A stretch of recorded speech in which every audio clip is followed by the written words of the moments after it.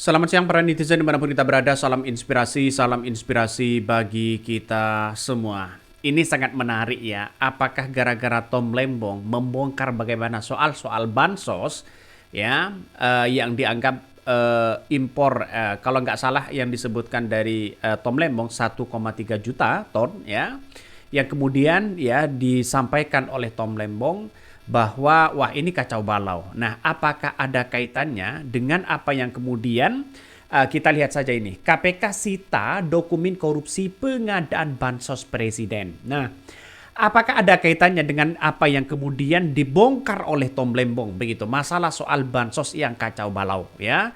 Bahkan pendistribusiannya ya semakin merajalela. Coba kita cek ya seperti ini videonya dari Tom Lembong. Kondisi pasar beras ya, di se-Indonesia itu lagi kacau balau. Ya. Dan itu kalau saya menanggapi secara teknokratis ya, secara profesional, itu hampir pasti ada kaitannya dengan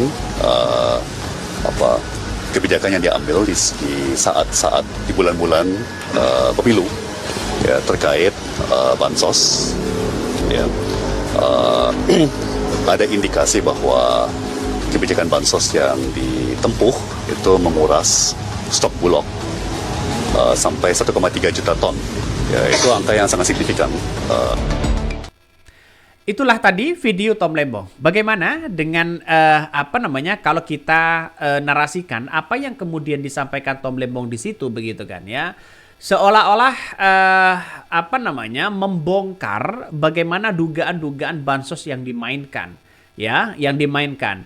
Padahal kita tahu bahwa Tom Lembong begitu kan sebenarnya mengatakan bahwa wah, ini kalau toh pada hakikatnya seperti ini ya yang dilakukan oleh pemain-pemain bansos, wah ini kacau balau. Katanya begitu kan ya. Coba kita lihat ya bahwa apa yang disampaikan Tom Lembong. Wah, benar-benar nampaknya benar-benar sangat-sangat luar biasa. Tom Lembong mengatakan bansos bikin pasar beras kacau. Wow. Siapa yang menyindir si Mulyono bisa saja berurusan dengan hukum. Tapi kita lihat saja begitu kan ya. Pernyataan dari Tom Lembong ini menandakan ya ada sesuatu yang kemudian aneh dan ada sesuatu yang harus kita telusuri begitu kan. Biasanya kayak beginian pasrahkan saja kepada partai sosmed. Selesai, kelar sudah. Jadi saya kira inilah yang kemudian kita tunjukkan begitu kan ya kepada masyarakat ya. Kalau orang oposisi begitu kan, itu begitu tajam hukumnya. Tapi kalau soal koalisi itu begitu tumpul. Nah, semoga saja di era Prabowo ini, Presiden Prabowo ini, semoga tidak seperti itu. Kalau di era Jokowi ya kita lihat saja, aman-aman aja begitu kan.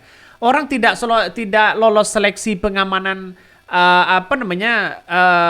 pengendali situs online saja sudah lulus kok begitu kan lewat jalur belakang. Siapa yang meluluskan itu? Itu kan pertanyaannya. Kan gampang banget begitu kan. Makanya diperiksa semua.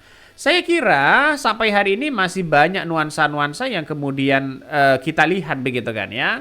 Seperti pernyataan Tom Lembong ini menandakan Indonesia tidak baik-baik saja begitu. Jadi coba kita baca komentarnya ya. Nah, bukan bansos dikasih ke masyarakat ya, salahnya di mana? Ini banyak sekali komentar-komentar dari netizen begitu kan ya. Coba kita baca lagi komentarnya. Tebak-tebakan yuk, dokumen bakal didiemin atau diproses nanti. Ini komentar dari netizen loh ya. Apakah didiemin atau bagaimana? Ya. Akankah terjadi kebakaran di gedung ya, di gedung barang bukti? Itu disembunyikan kali. Kalau berurusan dengan Tuhan pasti ngarcep loh ya. Padahal bansos itu yang ya kita lihat saja begitu. Bagaimana soal bansos, bagaimana soal ini itu banyak begitu. Makanya kata Pak Mahfud begitu kan ya, angka korupsi di Indonesia ya itu aja begitu. Makanya tidak bisa dipastikan bahwa orang-orang yang kemudian memainkan bansos seperti itu begitu kacau. Ini harus benar-benar diperiksa ya. Ya sangat menguntungkan sekali lah ya.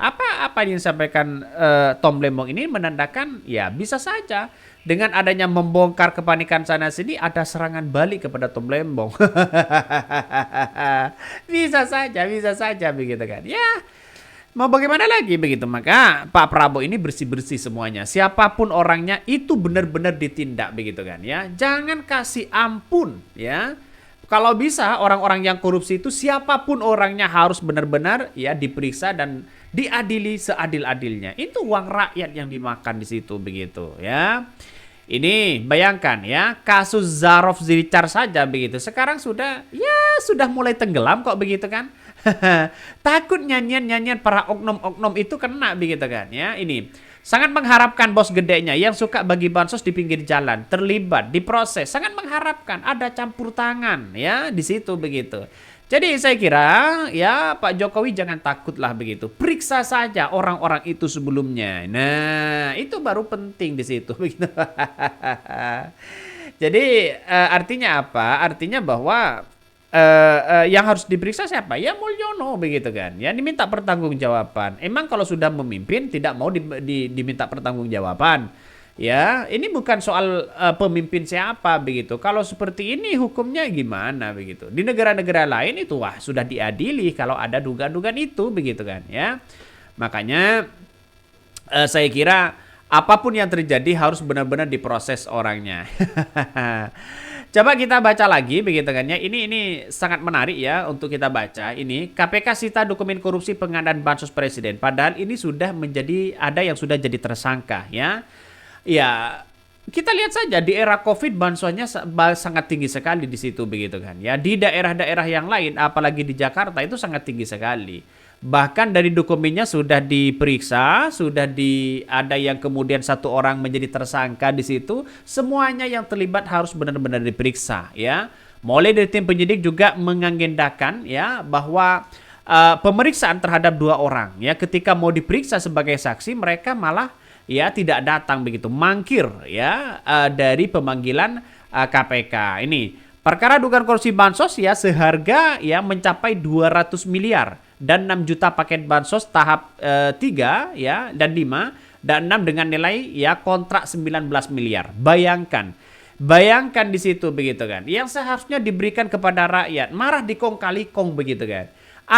Inilah yang kita lihat ya. Yang harganya 250.000, yang diberikan cuma 150. Kan untung 150.000 begitu kan per paket. Jadi saya kira inilah yang kemudian harus ditelusuri begitu kan ya. Jangan-jangan ya Tom Lembong membongkar masalah soal bansos seperti ini tiba-tiba ya diserang balik dengan ya dengan adanya penangkapan dan menjadi tersangka. Bisa saja orang-orang menganggap seperti itu begitu. Tapi ya di negara demokrasi kita kalau tidak diperbaiki saya kira tidak bisa. Makanya Prabowo sampai hari ini masih belum ada action sebenarnya begitu kan ya. Hanya masih soal perintah ya kepada menteri-menterinya dan menteri-menterinya juga ya takut-takut jangan begitu kan ya. Artinya gemetar di situ begitu kementerian dari seorang Prabowo ini begitu.